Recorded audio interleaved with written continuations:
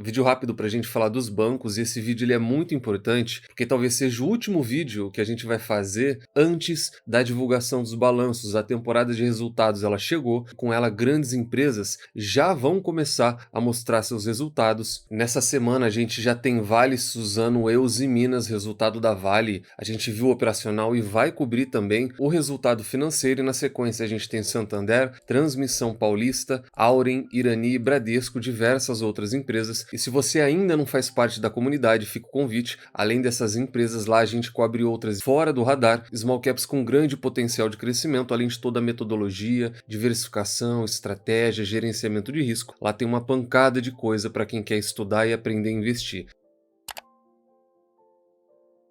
Começar pelo Banco do Brasil, a gente vai falar dos 4 bancões, uma espécie de prévia, e a primeira boa notícia fica por conta do Banco do Brasil, ou melhor, dos dividendos do Banco do Brasil, que olhando para o balanço do banco, a visão ela não é tão animadora assim. O Safra soltou um relatório trazendo a expectativa dele para todos os bancões. No caso do Banco do Brasil, o agronegócio, ele ainda talvez seja o grande vilão. A gente não pode chamar de vilão algo que é tão bom e que fez tão bem para o banco e para o próprio agro mesmo, mas hoje talvez ele não viva o seu melhor momento para ajudar o Plano Safra 24-25. Ele atrasou, ele foi menor do que o esperado, e a gente está tendo todo esse caso de RJ com as empresas do agro. A gente teve a AgroGalaxy recentemente, e aqui a gente tem o primeiro impacto direto, falando de número de resultado e o resultado final. Ele implica no pagamento de dividendos, e quem é sócio do Banco do Brasil olha muito para isso, olha para a renda. Essa questão da AgroGalaxy sozinha, que inclusive na semana passada o BB perdeu um recurso para trocar o local de tramitação da recuperação da AgroGalaxy. Por que ele tem tanto interesse nele? Porque o Banco do Brasil está exposto em 400 milhões de reais, que muito provavelmente, se a gestão for prudente, ela tem que provisionar isso. E como que ela faz? Até mesmo para explicar para quem não conhece muito do fluxo e por que esse tipo de situação atrapalha lá na ponta final, que é o lucro e dividendos. Toda vez que tem uma perda visível dessa, tem que entrar para o PDD, que aqui eles chamam de PCLD, que é a provisão de crédito duvidoso. O PDD do Banco do Brasil ele não para de crescer. Muito provavelmente, eles já podem provisionar aqui mais 400 milhões de reais. O que acontece quando provisiona um crédito duvidoso? Eu deixei separado aqui porque isso é um movimento contábil. Ele entra nessa provisão de risco, só que ele tem que sair de algum lugar. Então vamos imaginar uma situação aqui. O Banco do Brasil resolveu provisionar esses 400 milhões de reais tudo de uma vez para ser prudente, para ser cauteloso. Isso entra aqui na PCLD, que eles inclusive já aumentaram a previsão daquilo que antes ia até 30 bilhões, agora eles preveem até 34 bilhões de reais. Então entra 400 milhões aqui, só que ele tem que sair do lucro líquido. Então, digamos que eles fossem ter, vamos imaginar aqui, 10 bilhões de lucro líquido, eles têm que tirar 400 milhões, o lucro final ele é de 9 bilhões e 600 milhões, e isso são 400 milhões a menos de dividendos, por exemplo, que o banco poderia distribuir. É mais ou menos assim que funciona esse fluxo, é um resumo muito simples, mas ajuda a quem não entende do porquê desse tanto de preocupação com o agro. O risco de crédito leva a inadimplência, inadimplência tem que ser provisionada, e para ser provisionada tem que sair de algum lugar, ele sai da linha de lucro líquido. Por outro lado, e aqui fica o lado positivo, os dividendos do Banco do Brasil eles devem seguir atraentes, mesmo com um cenário de maior pressão. Isso daqui é praticamente consenso de mercado, está muito em linha com aquilo que a gente leva como base do ano todo, o estudo da Economática, que tem que o Banco do Brasil ele vai estar lá no topo, vai estar entre as empresas que mais pagam dividendos em 24 e 25, e por mais que a gente tenha tudo isso em volta do Banco do Brasil, toda essa questão do agro, plano safra, até mesmo aquilo que não dá para saber se vai vir bom ou ruim, como é o caso do Banco Patagônia, que está dando uma força enorme no resultado final do banco. Então mesmo com essa pressão toda, o dividendo ainda deve ficar forte e talvez valha a pena focar mais nisso. O resultado do Banco do Brasil talvez ele seja o mais imprevisível de todos eles, por conta disso tudo que a gente acabou de ver. O próprio mercado não espera um balanço excepcional, mas na minha opinião, se você também é sócio do Banco do Brasil, deveria focar muito mais na renda, política de distribuição, política de pagamento. Essa sim é importante. Para mim a gente não vai ter nenhuma mudança significativa, tanto nesse ano e até no próximo ano. O Banco do Brasil é cotado hoje a R$ 26, e por mais que pareça que ele está caindo, só um comentário rápido, porque eu vejo muita gente falando que o Banco do Brasil está desabando e que a cotação está em queda, ele está muito próximo ainda da máxima histórica, e mesmo assim tem números interessantes, um PL na casa de 4 vezes, um yield na casa de 9%, está um pouco baixo daquela previsão de 12%, porque aqui a gente tem mais uma notícia positiva. O Banco do Brasil ele ainda tem mais 2 pagamentos que ele já provisionou, já tem Datacom anunciada, o próximo é no mês que vem, dia 25 de novembro, é Datacom, tem que estar posicionado para receber no dia 6 de dezembro e logo depois desse pagamento, no dia 6, já tem uma Datacom no dia 11 de dezembro para pagar no final do mês, dia 27. Então, dia 25 de novembro, Datacom, paga muito rápido, começo de dezembro. Começo de dezembro tem mais uma Datacom, paga muito rápido no final de dezembro, por isso apelidei o Banco do Brasil de Fundo Imobiliário, BBS11, de tão bom que ele é para pagar tanto no valor quanto na frequência de pagamento.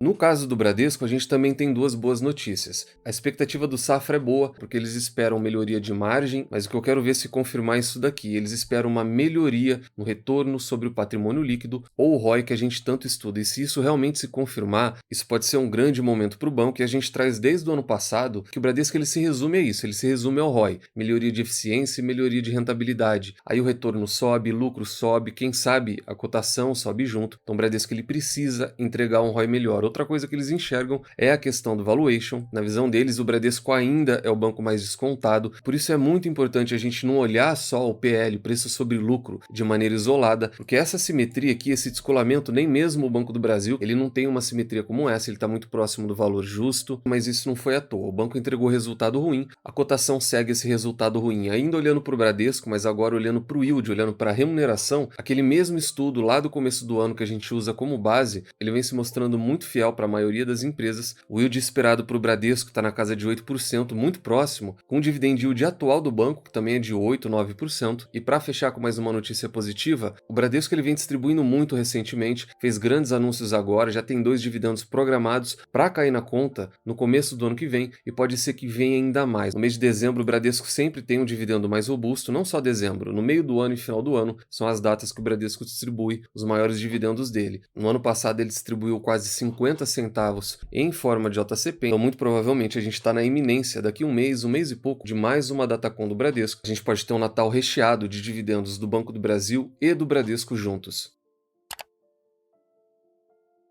Fora esses, ainda tem o Santander, quem traz a prévia, tanto de Santander quanto Itaú, é a Genial, e na opinião deles a melhora ela deve continuar, mas ela deve ser lenta, num ritmo muito parecido com o que a gente falava de Bradesco e Santander. A recuperação ela vai vir, mas ela é lenta e gradual, ela não vai fazer aquele V, que é uma recuperação rápida que muita gente esperava. Eles esperam uma melhora no lucro, mais de 3,5 bilhões, é algo muito positivo para o Santander que lucrou tão pouco nos últimos anos, um avanço de 7,3%, mas o mais importante está aqui, eles estimam um ROI acima de 16%. Se a gente voltar um pouco atrás no tempo, a gente vai lembrar que o Santander viveu uma situação muito parecida com o Bradesco, entregando uma rentabilidade na casa de 10%, por exemplo. E hoje ele já voltou para casa de 16%, ainda não é o ideal, mas o banco ele mostra que ele tem capacidade, que ele tem condição de voltar a ser rentável, de voltar a crescer no lucro. Esse é o mais importante para quem é sócio de Bradesco e Santander, e o Santander ele também tem um leve desconto. Nos últimos resultados, o lucro do banco ele cresce, mas a cotação ela não acompanha, ela inclusive cai. Isso gera esse tipo de assimetria, é uma simetria muito pequena, não é para sair fazendo nenhum tipo de movimento, mas o Santander, assim como o Banco do Brasil e Bradesco, ele faz parte da nossa estratégia e a gente está inclusive muito próximo de concluir nossa meta de atingir a quantidade de ações lá na carteira da comunidade. Santander está cotado a R$13, valorizou mais de 15% nos últimos 12 meses, tanto o PL quanto o PVP eles estão abaixo da média histórica e o dividend yield atual ele é de 5, quase 6%, é um yield até aceitável. Santander e o Itaú, eles são aqueles que menos distribuem em JCP e dividendos, e a boa notícia no caso dele é que nessa semana agora, quinta-feira, teve Datacom para um pagamento interessante que já cai na conta no dia 11, isso daqui também já está provisionado, se você é sócio, muito provavelmente esse lançamento já apareceu na sua corretora. E quanto ao Itaú, a gente só vai ver uma prévia do resultado, porque é um número muito forte, que até assusta, mas a única expectativa ao redor do banco é quanto ao pagamento de mais dividendos extraordinários. O resultado ele está vindo muito forte, geração de caixa está muito forte, o banco não tem o que fazer com esse dinheiro, o mercado ele fica esperando isso em forma de proventos. Olha só a expectativa da Genial para o balanço do Itaú, eles esperam um ROI acima de 22%, então o mercado enxerga o Banco do Brasil na casa de 20%, no máximo 21%, e o Itaú de novo deve superar 22% de retorno sobre o patrimônio, e a expectativa do lucro é de 10,5 bilhões de reais só para esse trimestre. Caso esse lucro realmente se confirme, é recorde histórico, o maior lucro trimestral de todos os tempos de algum banco aqui no Brasil, só que o que tá bom pode melhorar inclusive ainda mais. Se fora esse resultado lado, o Itaú conseguir reverter quase 500 milhões de reais lá daquele caso da Americana, que ele fez provisão, então volta naquilo que a gente viu do Banco do Brasil, tem uma empresa em recuperação judicial, você provisiona aquilo lá para o seu PDD, e no caso dele, caso ele consiga recuperar, não no caso dele, isso daqui funciona para a maioria das empresas, caso isso não se concretize 100%, ou seja, aquela empresa não deu calote, vamos falar assim, o banco ele consegue reverter, ele consegue ter um impacto positivo, e no caso do Itaú, talvez apareça ali meio bilhão de reais, isso levaria o lucro final para quase 11 bilhões de reais, eu até dei um zoom aqui, e um ROI para mais de 23%, seria um resultado histórico, não dá para saber se isso de fato vai acontecer, mas caso isso realmente aconteça, aí a gente tem um resultado histórico, maior lucro de todos os tempos, rentabilidade de quase 24%, e aí sim o Itaú ele não vai ter desculpa nenhuma para não distribuir esse dividendo extraordinário, como eu sei que a maioria das pessoas não são sócios do Itaú, são sócios do Banco do Brasil ou no máximo da Itaúsa, quem é sócio da Itaúsa também pode ficar contente com isso. Isso significa também um maior dividendo para a ITSA3 e para a ITSA4. A gente tem uma boa notícia no caso da Caixa, que é essa questão do follow-on, e eu já explico porque eu vejo isso de maneira positiva. A Caixa inclusive soltou um fato relevante dizendo que foi autorizada a dar seguimento no follow-on para atingir o percentual mínimo de ação em circulação. A empresa tem que fazer isso para se adequar ao novo mercado. O novo mercado ele exige aqui do lado que a empresa tenha um free float de no mínimo 20%, ela está abaixo disso, então ela vai se adequar. E como é um valor muito baixo, pouco mais de 2%, a gente não explorou isso, não fez vídeo, mesmo que isso atraia atenção, porque a mudança ela é quase nenhuma, e se a gente for aquilo que interessa para quem é sócio, a gente vai perceber, chegar na conclusão que o impacto ele é praticamente zero, e é isso que importa para quem é sócio e resolve a dúvida de muita gente que é sócio da empresa e não sabe o que fazer com a situação. Qualquer tipo de cálculo que façam aqui do tamanho da movimentação, o tamanho da oferta, o percentual que a Caixa Econômica Federal vai colocar no mercado, isso daqui ele não adiciona, ele não ajuda muito quem é sócio. A única coisa que o investidor tem que fazer é continuar focando no resultado da empresa, saber se ela entrega crescimento de receita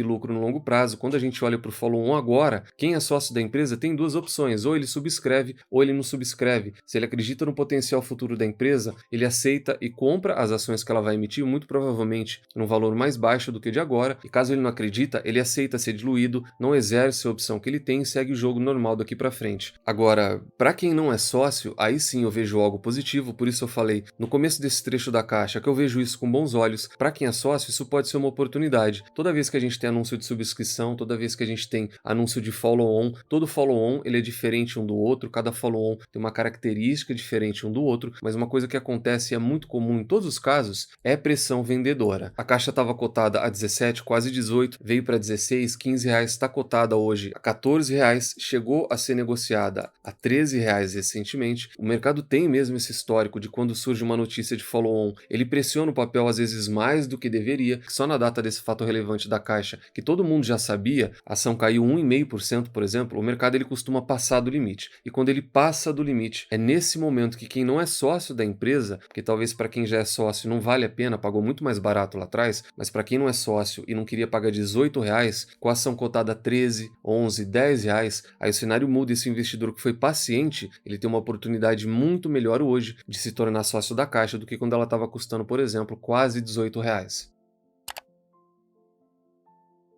E para a gente fechar o vídeo, mais uma notícia positiva da Vale, que não é setor financeiro e seguros. A gente só volta a falar da Vale para olhar o balanço dela, então já anota na agenda. Sexta-feira a gente vai olhar para os números da empresa. Mas o que virou notícia nesse final de semana foi a possibilidade do acordo sair já nessa próxima semana, inclusive com confirmação em pleno final de semana do Ministério de Minas e Energia, que diz que o acordo subiu e subiu bem para casa de 170 bilhões de reais. O acordo inicial lá atrás, ele era do valor total de 100 bilhões e no fim das contas a Vale e a BHP elas vão desembolsar hoje 170 milhões de reais no total e são 100 bilhões de reais só em valores novos. Então o valor inicial ele era de 100 bilhões total e hoje a empresa vai pagar praticamente 200 bilhões para tentar compensar um pouco de tudo aquilo que aconteceu lá atrás. Hoje a Vale é cotada a 60 reais, o dividend yield de quase 12%. Isso é uma notícia muito positiva para a empresa e para quem é sócio. Tem um impacto forte no caixa, com certeza, mas de um lado a empresa já deixou de lado a questão da ingerência, tem um novo CEO, então ela tem quem representa ela hoje, e esse acordo talvez seja aquilo que faltava, a última aresta para ser cuidada, é esse embate da empresa com o governo. Basta saber agora como é que a cotação vai reagir agora essa semana até quinta e sexta-feira, que é quando o resultado dela vem a mercado.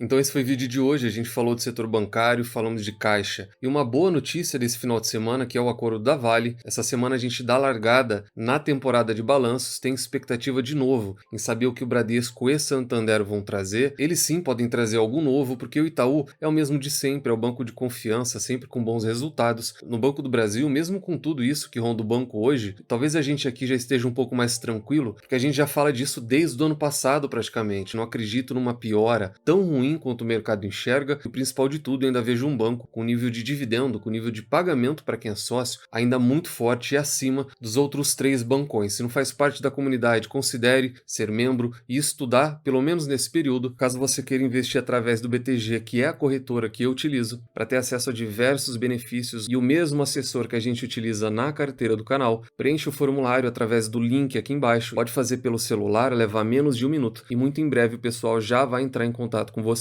Nunca se esqueçam das 3 chaves do sucesso: encontre excelentes empresas a preços atrativos, com uma excelente gestão e nunca mais as vendam. Tranque as 7 chaves, o Valo Investing foi e ainda é a melhor maneira do investidor pequeno e individual multiplicar o seu capital na Bolsa de Valores. Nos vemos no próximo vídeo e até lá.